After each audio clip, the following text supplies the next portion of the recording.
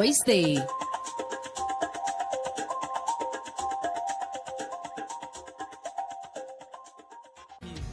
Follow the latest on the final stages of Brexit with BBC News.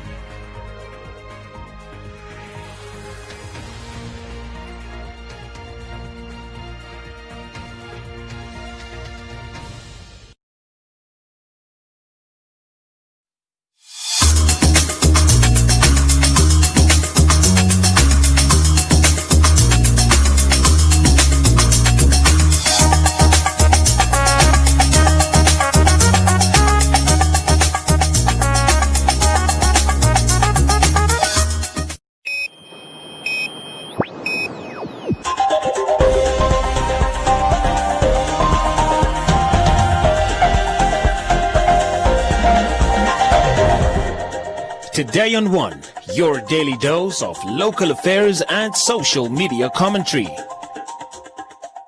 Today on One, Amupanda questions Chief Kaneme on uniform suppliers. Air Marshal Martin Piñas takes command of military. Government's anti-civil society rhetoric a concern, says the IPPR. And rise of Jay Walker fighting GBV through music.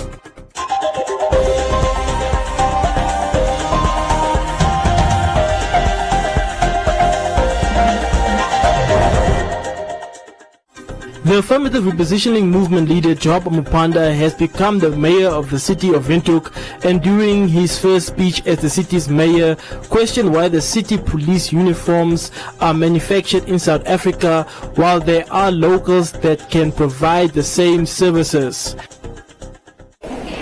When you study the books of the city of Windhoek, year in, year out, when you study the financial reports, probably between 50 and 60% of the income of the city comes from electricity. You don't need to be clever or smart. People will always pay for their electricity. Why do we run a city where much of the income comes from an activity we don't even do anything about? Why, Mr. Kanime? Why does the uniform of the city police come from South Africa?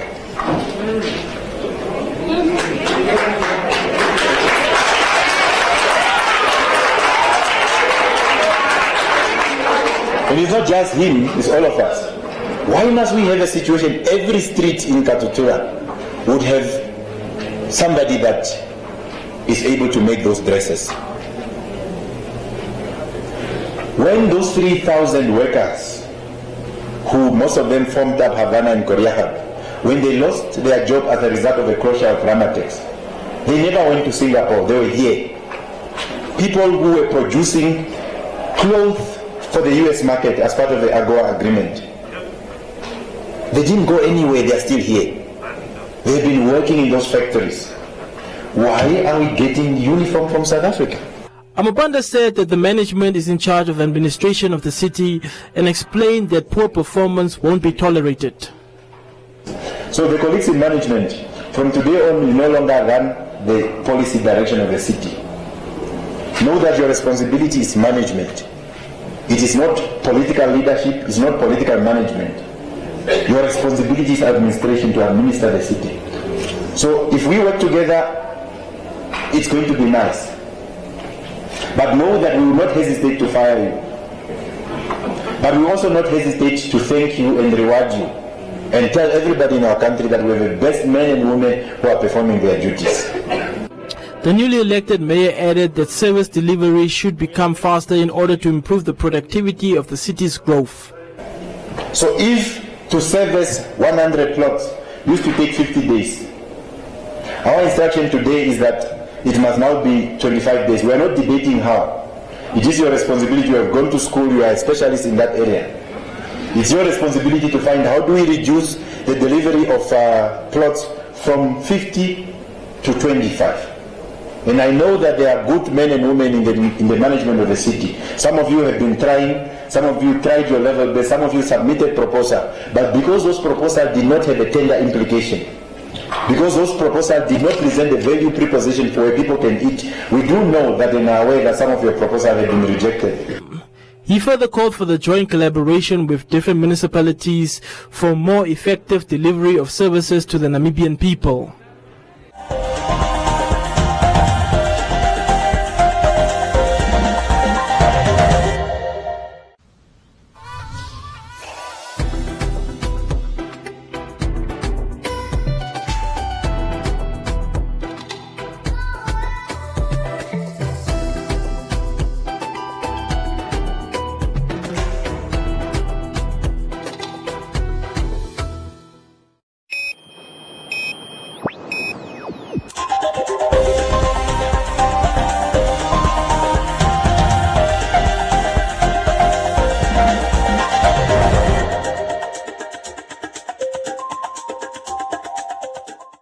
Martin Pinahas received the symbol that signifies his role as the chief of the Namibian Defence Force this week. Pinahas, who has nearly 40 years of experience in the force, takes over from Lieutenant General John Mutua. In his acceptance speech, he said the military is ready to defend the sovereignty of the state against any threat. The change of command ceremony is a unique occasion at which the symbol of authority is handed over to a new chief of the Namibian Defence Force. This week at the Independence Stadium, a parade that included a flypast and a 15-gun salute in honor of General John Mutua was held as the Namibian Defence Force showed off its military might and welcomed its new chief. Air Marshal Martin Pinahas was appointed as the chief of the NDF in April this year after acting as the head since February 2019. He said that he is aware of the challenges facing the force, such as discipline, an aging force, soldiers making political statements, and insufficient funding, just to mention a few. There has been recently a development of some members of the Defence Force, rank and file, that are involved in politics and making political statements. This undermines defence impartiality and credibility, and is a challenge that needs to be addressed head-on, immediately. Insufficient defence industry funding. Although the Ministry of Defence receives the third highest budget from the physicals, 80% of it is spent on the wage bill and other administrative needs. This leaves a small amount for investing in defence industry, low civilian and defence force relationship. This is not a secret, as recent media has been inundated with civilian complaints about the behavior of some of our members, some of which constitute a serious violation of citizens' constitutional rights, and this remains a serious challenge that we need to address. Comrade President and Commander-in-Chief of the Namibian Defence Force, although the force is facing these challenges, I want to assure you today and the whole nation that the Namibian Defence Force is capable, is equipped and ready to defend the Namibian territorial integrity at any time, and there is no single doubt about it. Pinahas also mentioned that he plans to make the military citizen-friendly and keep it away from politics. President Hakakenkop said that he charges Pinahas with the responsibility of enforcing discipline among members of the Defence Force and to ensure that state resources placed under his command are managed and accounted for. In the midst of a changing global geopolitical environment, as well as limited economic resources, the Ministry of Defence and Veterans Affairs must set the example of discipline, teamwork, and nation building. You must perfect efficiency and effectiveness by learning how to do more with less. I was telling somebody who was asking for more money, some veterans, some others. And I was just telling them, why do you think, if there is any money, that the SWAPO government will deny you what you need? There is no way we cannot supply our army and defense forces what they need. But we know the time we are going through. So it's not a question of trying to punish our army, but the conditions we are going through, which you are also aware of. President Geingob conferred the rank of Air Marshal on Pinahas when he appointed him as the chief of the NDF. Mutua was not present, and current Minister of Defense and Veterans Affairs Peter Vilo carried out his task at the ceremony.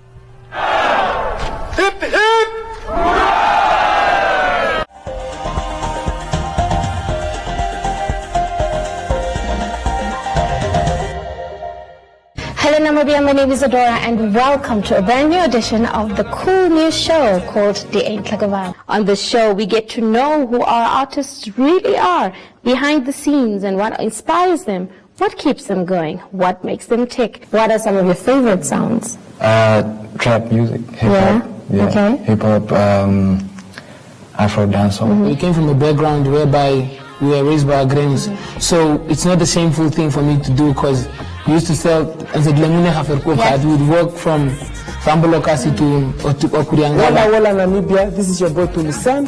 Don't forget to watch the Eintlagawal TV show on One Africa Television.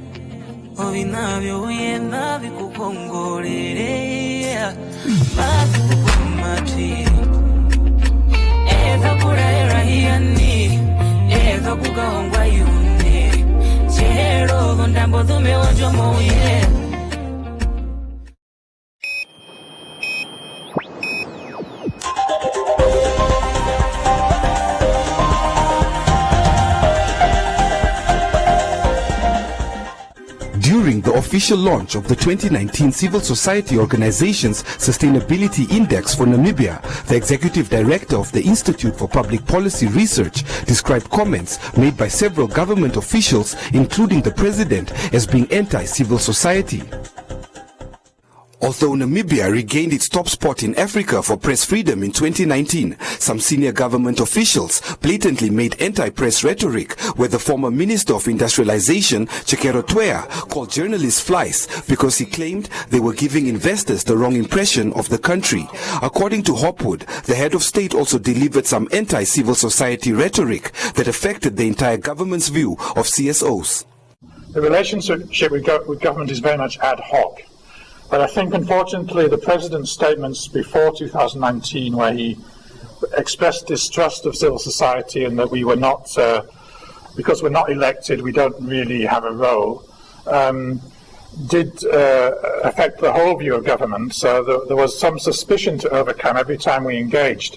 However, our experience from IPPR in terms of public policy is that there are certain parts of government that are very interested in what we're doing and also actually recognize that they need us.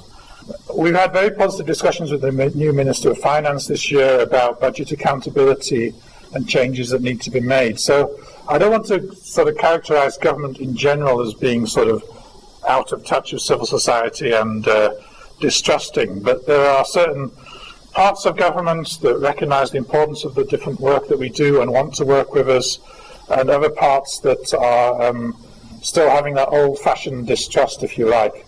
The report also highlights that the government maintains a CSO desk at the National Planning Commission, but the desk officer is rarely active, with very little participation from government officials in events organized by CSOs, especially if they address issues that may be controversial. Hopwood also touched on the evolution of grassroots social movements into political organizations, which is often triggered by the government's apathy and bureaucracy towards dealing with pressing social and economic issues.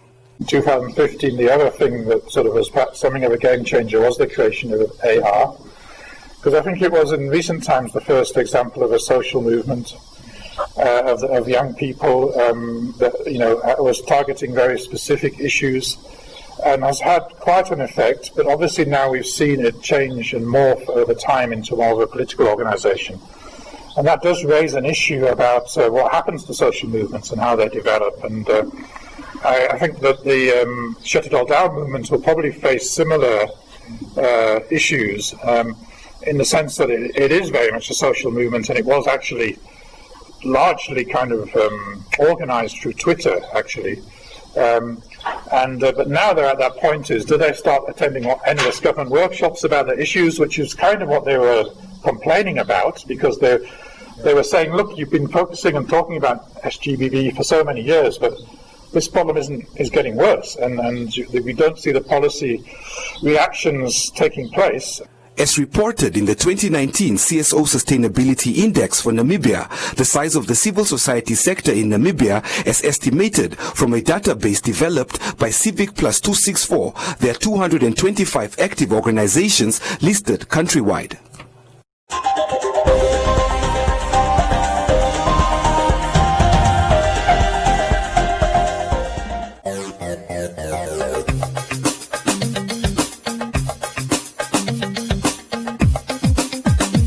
He has to listen to the information.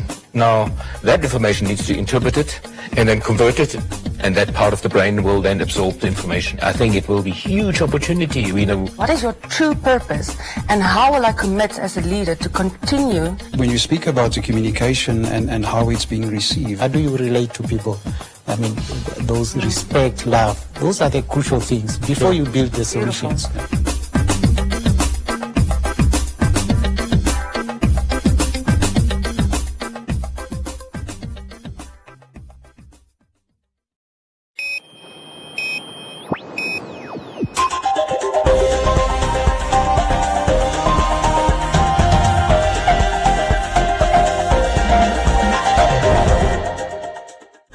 The scourge of gender-based violence has inspired many Namibians to step forward and speak up. Young Namibians like Jalisa Gausses, also known as Taylor J, and Adrio Gontap, famously known as Chinchilla, decided to address GBV through their music.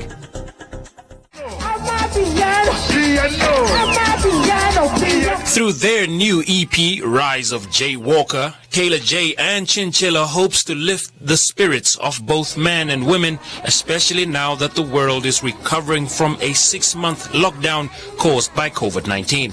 More so, through this EP, the artists plan to address GBV by encouraging victims to speak out. This year, I feel like Namibia was hit really hard with this. You know, it was quite shocking. I don't know if it was because it was in COVID or that made it more highlighted, but nonetheless, the gruesomeness of it really just, it touched me on a level where I didn't really even know how to address it, you know what I mean? And it just made me really sad. You get me? Put me in a very sad position. However, I still love the fact that Namibians came forth and stood together. You know, a lot of people came forth for the marches and things to speak up, you get me? And for me, that's a start, you get me? That's a start towards some kind of solution. Chinchilla, who is also a member of the rap group Saints, says working with Taylor J on this project has changed his scope. I think coming from a very matriarchic family, my whole family is filled with beautiful, strong women. I was raised to always epitomize a woman.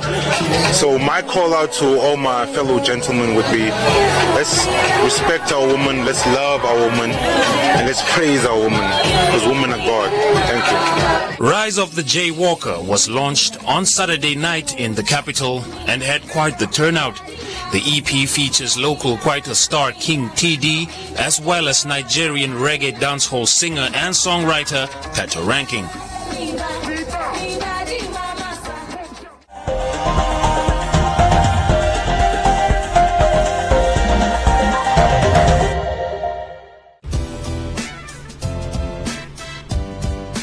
Keeping it cool.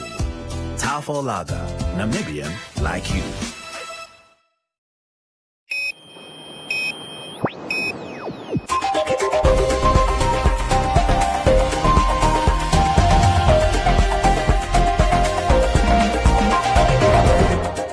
In other leading stories, the Minister of Health and Social Services, Kalumbi Shangula, says Namibia's statistics indicate that since the beginning of the COVID-19 pandemic, 1,626 patients have been admitted for COVID-19 related ailments, and to date, 151 lives have been lost, which represents a case fatality rate of 1%. Adding that through response activities, 19,374 severe infections and 196 36 deaths were averted thus far. According to the minister, as of the 29th of November 2020, a cumulative number of 155,543 COVID-19 tests were conducted, translating into 62 tests per 1,000 population. Standing in third place on the continent, Namibia is doing remarkably well in terms of testing coverage. In the SADC region, the testing coverage for South Africa stands at 89 per 1,000 population, while Zambia and Zimbabwe have recorded 20 and 11 tests per 1,000 population respectively. At continental level, Morocco remains the country to have conducted the highest number of tests in Africa, with 103 tests per 1,000 population. Namibia's current testing strategy includes expanded targeted testing at at-risk populations, selected geographic locations where clusters of infections have been confirmed or are suspected, confirmed and suspected contacts of confirmed cases, arriving travelers whose test results are older than 72 hours, healthcare workers and other at-risk demographics. Shangula further noted that COVID-19 laboratory testing capacity in Namibia has increased significantly. As a result, the turnaround time is reduced from an average of 5 to 10 days to 24 to 72 hours for results to become available. Instead of only one laboratory conducting tests at the beginning of the pandemic, there are now 6 laboratories with the capacity to do so. A testing backlog that stood at more than 5,000 samples in August and September has since been cleared. All laboratories continue to test and there are no backlogs experienced. And the Katuka membership program acknowledged 31 mentors and mentees who completed this year's intake. It also introduced 48 participants as next year's candidates. With Bank Windhoek as the primary sponsor, the program aims to empower and encourage entrepreneurs, business and professional women to succeed in their careers through mentorship by seasoned business-minded and professional women. It was launched in 2001 by the late Lena Marcus, a former Businesswoman of the Year in the category Corporate Professional. The 2021 participants will kick off the Katuka membership program with orientation training in February 2021, with the second and third gatherings scheduled to take place in April and August. Welcome to Comments Corner, your daily dose of local comments from the hottest social media pages. Today on One looks at comments from the live stream of the swearing-in ceremony of council members at the city of Windhoek. At the occasion, AR leader Job Amupanda was elected as mayor and Clemencia Hannes his deputy. Ndelifiako said the new mayor should consider free water and electricity for pensioners. Ronnie said the mayor was once chased out of the office, but he came back and took the office. Anthea said that she is happy for Job because he is the right person for the job. Lazarus said that he likes Amupanda's vision. Ipumbu said all opposition parties are united. Johnny said the residents need proper sanitation, electricity and their own plots in informal settlements.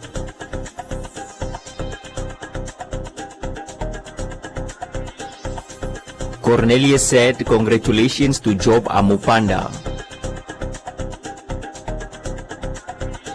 Peter said now that he has refused the mayoral chain, will he also refuse the mayoral car?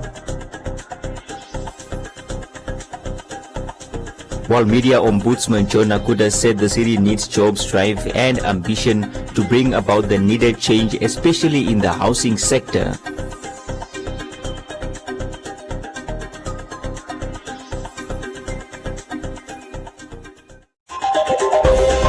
And that is all from Comments Corner. Be sure to post your comments on our social media pages for broadcast every day only on Today and One.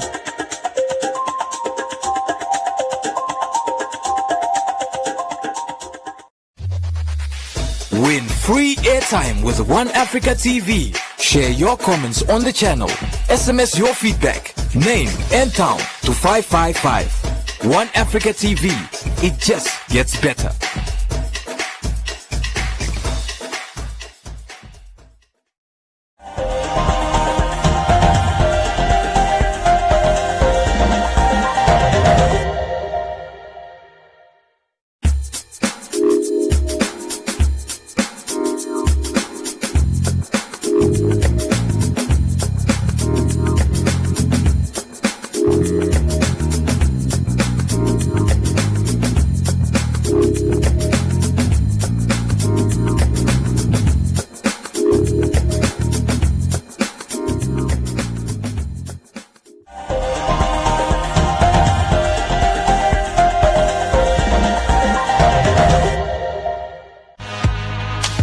I'm feeling so bad because of I have been arrested.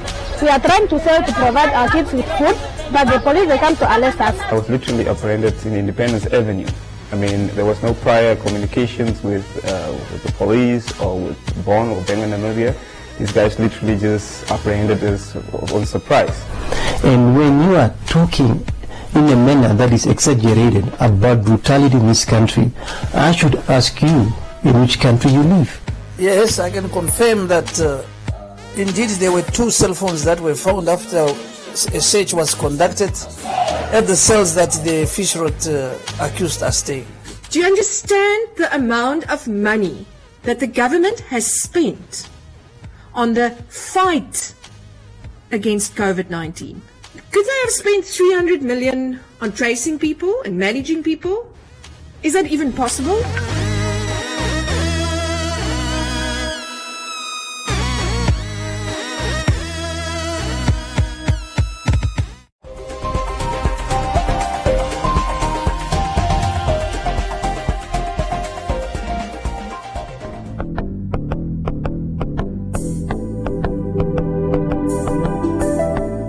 A look at the weather forecast. The Namibia interior sunny and hot to very hot in the southwest, west and northwest. Elsewhere partly cloudy and hot to very hot with a few thunder showers in the far north, east, southeast and northeast. The coast partly cloudy and cool to warm with fog patches at first, and the wind moderate to fresh southwesterly. Now we look at minimum and maximum temperatures across the country and beyond.